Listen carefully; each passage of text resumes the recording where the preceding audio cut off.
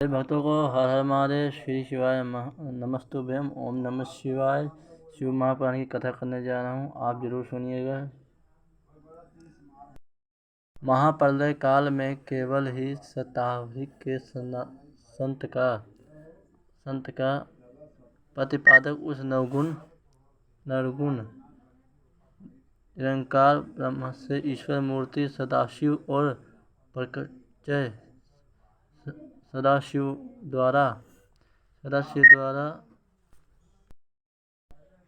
शिव रूपी भूत शक्ति और अंबिका वर्त प्रकोटीकरण उस दोनों के द्वारा उत्तम क्षेत्र और काशी अनंत दमन और प्रतुपात शिव के महामंडलेश्वर परम पूज्य श्री विष्णु और अभिष्म तथा उनके शंकरात्मक संस्कृत और तत्व के कर्मण और उत्पाद की वर्णन। श्री शिवाय नमः। ओम नमः शिवाय।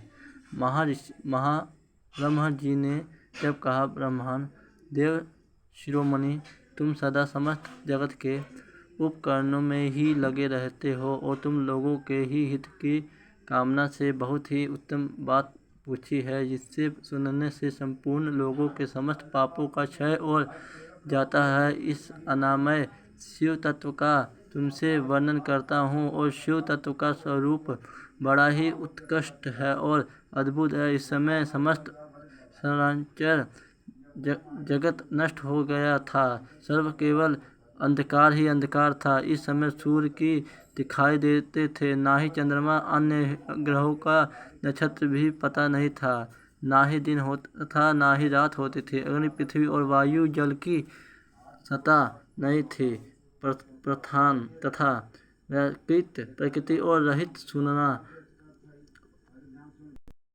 आकाश मात्र श्रेष्ठ था। दूसरे किसी भी तेज की उपलब्धि नहीं होती थी। उत्कृष्ट आदि के सभी अस्तित्व नहीं था। शब्द और संपन्न भी नहीं साथ छोड़ दिए चुके थे। गंध और रूप के भी अभिव्यक्ति नहीं होते थे। रस का अभाव हो गया था। दिशाओं का भी भाग नहीं होता था। इस प्रकार सब और निरंतर सूच भेद और वंदना कर फैला हुआ था। और इस समय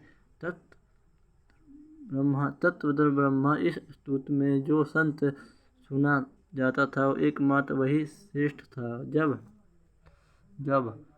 जब यह वह ऐसा जो अत्यादि रूप से निर्दिष्ट होने वाला भावात्मा जगत नहीं था, उस समय एकमात्र वह संत ही से श्रेष्ठ था, जिससे योगी जन अपने हृदय का सके भीतर निरंतर देखते थे। वो सतत्व मन का विषय नहीं था। वाणी की भी वहाँ तक कभी पहुँचना नहीं होता था। वो नाम तथा रूप से रंग से भी शून्य है। वह स्थूल है, ना ही कृष्ण, ना ही हस्त है, ना ही शीघ्र तथा ना ही लघु है, ना ही गुरु है उसमें ना ही कभी वृद्धि होती है, ना ही हाउस और ना ही श्रुति भी इसे इसमें चिकित भाव से है। इतना ही कहते हैं, अर्थात उसी सत्मात्र का ही निरूपण कर पाते हैं। इसका कोई विशेष विवरण दिन में समर्थ हो जाता है। वही सत्य ज्ञान रूपी अनंत और परमात्मानंद परम ज्योति स्वरूप प्रेममय आधारित निर्विकार और निरंकार निर्गुण और योगिमय सर्वव्यापी सबका एकमात्र कारण था। निर्विकल्प निररम मायाशून्य उपभद्र रहित अद्वितीय अनांतित अनंत संकोच विकास से शून्य तथा चिन्मय है। जिस परब्रह्मा के विश्व में ज्ञान और अज्ञान से पूर्व उपयोगी द्वारा इस प्रकार से ऊपर बताए अनुसार विकल्प किए जाते हैं, उसी कुछ काल के बाद दृष्टि समय आने पर द्वितीय का इच्छा प्रकट की। उसके भीतर एक से अनेक होने का संकल्प उचित हुआ और तब उस निरंकार परमात्मा के अपनी लीला शक्ति से अपने लिए मूर्ति आकार और कल्पना की।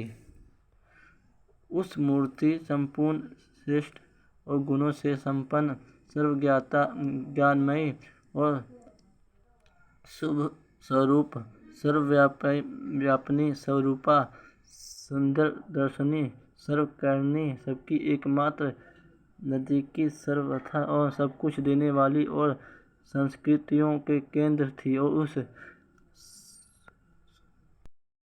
उस शुद्ध रूपी ईश्वर मूर्ति की कल्पना करके वह अद्वितीय आनंदित अनंत सर्व प्रकार से चिन्मय सर्वव्यापी और अविनाशी परब्रह्मा अनंत हित हो गया। और जो मूर्ति हित परम ब्रह्मा और उसकी मूर्ति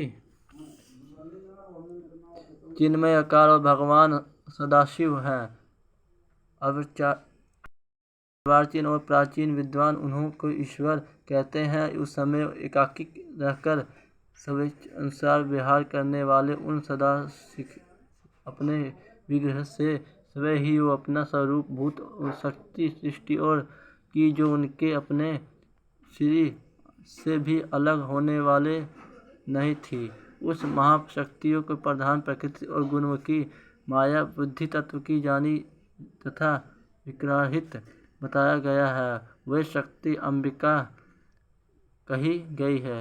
उसी को प्रकृति सर्वेश्वरी श्री चित्र देवजनी नित्य ही मूल कारण भी कहते हैं। सदाशिव द्वारा प्रकट की गई हुई उस शक्ति 8 भुजा हैं। उस सुषमा देवी जी ने मुख शोभा विचित्र है और उस अकेली ही अपने मुखमंडल के सदा एक शस्त्र चंद्र ओम की कांति धरती करती है। नाना प्रकार के आभूषण उस श्री के शोभा बढ़ाते हैं और देवी नाना प्रकार के गतियों से संपन्न है और अनेक प्रकार से अस्त्र शस्त्र धारण करती हैं। उसके खुले हुए नेत्र खिले हुए कमल के समान ज्ञान पड़ते हैं और अचिंत्य तेज से जगमगाती है। वह सबकी योनि है और सदा उत्तमशीला रहती है। एकाकिनी होने पर भी वह माया सहयोग वश शांत अनेक हो जाती है। वही जो सदाशिव है उन्हें परम पुरुष ईश्वर शिव शंभु और महेश्वर कहते हैं। वही अपना मस्त कमल आकाश खंडों को द्वारा करते हैं। अनेक भाल देश में चंद्रमा शोभा पाते हैं। अनेक 5 मुखी हैं। वही प्रत्येक मुख के 3-3 नेत्र उनका चित्र सदा प्रसन्न रहता है। वही सद भुजाओं से युक्त और चित्र त्रिशूलधारी हैं। उनके श्री प्रभा कर्पूर के समान श्रेष्ठ गौर हैं। वही अपने सारे रमाए रहते हैं। उन्हीं की कल्पना रूप ब्रह्मांड के एक समस्त शक्ति के नाथ शिवलोक नामक क्षेत्र का निर्माण किया था। उत्तम क्षेत्रों की काशी कहते हैं। वह परम निर्माण और मोक्ष का स्थान है जो सबके ऊपर विराजमान है। वही प्रिय स्वरूप शक्ति और शिव जो परमानंद स्वरूप और मनोरथ क्षेत्र में नित्य निवास करते हुए काशीपुरी में परमानंद मुनि हैं। वही मुनि शिव और शिवान के प्रलय काल में भी कभी उस क्षेत्रों में अपनी भी नहीं किया। इसलिए विद्वान पुरुष उसे अभियुक्त क्षेत्र के नाम से भी जानते हैं। यही क्षेत्र अनंत केतु है। इसलिए विज्ञानधारी शिव ने अपने परा नाम अनंत मंदन रखा था। उसके बाद वो विमुक्त के सामने नाम से प्रसिद्ध हुए। देवर्षय एक समय उस अनंत वन में रावण करता हुआ शिव और शिव के मन में यह अच्छा हुई कि वो दूसरे पुरुषों के भी दृष्टि करनी चाहिए। जिस पर वह दृष्टि संचाल का महान भार रखकर हम दोनों केवल काशी में रहकर इच्छा अनुसार पिछड़े और निर्वाण ध्यान कर रहे हैं, वही पुरुष हमारे ही अनुग्रह के सदा ही सबकी दृष्टि करे और पालन करे, और वही उत्तम में सबका संहार करे भी। चित्त और समुद्र के समान है, इसमें चित्तकारी उथाल उन उठकर उसे चंचुलन बनाए, और उसी सत्य गुरु रूपी रतन, तमोस गुरु रूपी ग्रहण और राज गुरु रूपी मूंगे भरे हुए विशाल चित्त समुद्र को संकुचित करके दोनों को पुरुषों के प्रसाद से अनंत कान और काशी में सुखपूर्वक निवास करे, और अनंत दवन वह स्थान में जहाँ हमारी मनोवृत्ति सब औरों से मिटकर इसमें लगी हुई है, तथा उसके बाहर का जगह चिंता में अतुल प्रतीत होता है, ऐसा ही निश्चय करके शक्ति सहित और सर्वव्यापी परमेश्वर शिव जी के भाव से 10वें अमृत मल दिया, और जिससे वह वहाँ से पुरुष प्रकट हुआ, और जो तीनों लोकों में सबसे अधिक सुंदर था, वो शांत था, वह सत्गुणी और अधिकता थी, तथा गंभीर रत्न का अथाह सागर था, और शून्य क्षमा नामक के गुणों से युक्त, और पुरुषों के लिए ढूंढने पर भी कहीं कोई उपमा मिलती नहीं थी। उसी कांति के इंद्रनील मणि के समान श्याम थी, उसके अंग से दिव्य शोभा छिटकर रही थी, उसी नेत्र प्रफुल्ल कमल के समान शोभा पा रहे थे, और श्री पर सर्वन की सी गति वाले 2 सुंदर रेशमी प्रतिबिंब शोभा दे रहे थे। किसी के भी पराजित भुजदंडों से सुभूषित हो रहा था, तरह उस पुरुषों के परमेश्वर शिव जी को प्रणाम करके मैं स्वामी के मेरे नाम निश्चय कीजिए और काम बताइए। उस पुरुष की ये बात सुनकर महेश्वर भगवान शंकर के हंसते हुए मेघ के समान गंभीर वाणी में उसे बोले, शिव जी ने कहा है, वात्सव व्यापक होने के कारण तुम्हारे विष्णु नाम के विख्यात हुए हैं। इसी शिव और शिव भी बहुत नाम होंगे, और जो भक्तों को दुख देने वाला होगा, तुम पर उस तप करो, क्योंकि उस समस्त कर्मियों का साधक है। ऐसा कहकर भगवान शिव ने 7 मार्ग श्री विष्णु को वेदों का ज्ञान प्रदान किया।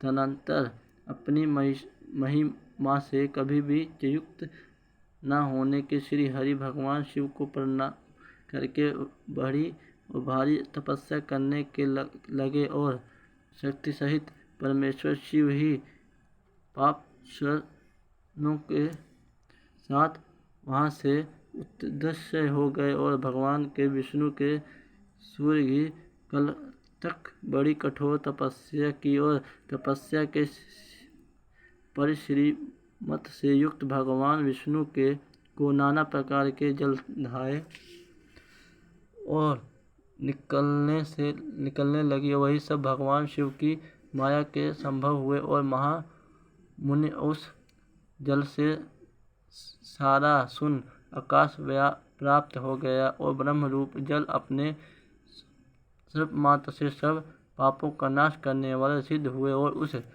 समय थके हुए परम पुरुष विष्णु के स्वयं उस जल में शयन किया, और शीघ्र काल तक बड़ी प्रसन्नता के साथ उस रहे, और नार अर्थात जल में शयन करने के कारण ही उनका नारायण और स्तुतिसम्मत नाम प्रसिद्ध हुआ। उस समय उन परम पुरुष नारायण के सिवा दूसरा कोई प्राकृतिक वस्तु नहीं थी। उसके बाद उन महात्मा के नारायण देव से यथा समय भी तत्व प्रकट हुआ, और महामंत्र ने, और मैं उन तत्वों के प्रतिपत्ति का प्रकाश बता रहा हूँ। सुनो, प्रकृति से महत्व प्रकट हुए हैं और महत् तत्व से तीनों गुणों में, इन गुणों में भेद ही त्रिविध अहंकारी उत्पत्ति हुई।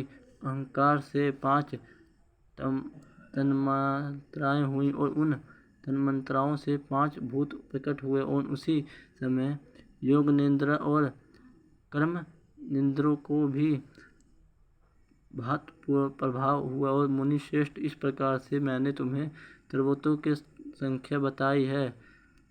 इनमें से पुरुषों को छोड़कर श्रेष्ठ सारे तत्व प्रकृति से प्रकट हुए, इसलिए सब के सब जड़ और तत्वों की संख्या 24 है। और इस समय एकाकर 24 तत्वों का ग्रहण करके मैं परम पुरुष नारायण भगवान शिव जी की इच्छा से ब्रह्मरूप जल में सो गया। श्री शिवानंद।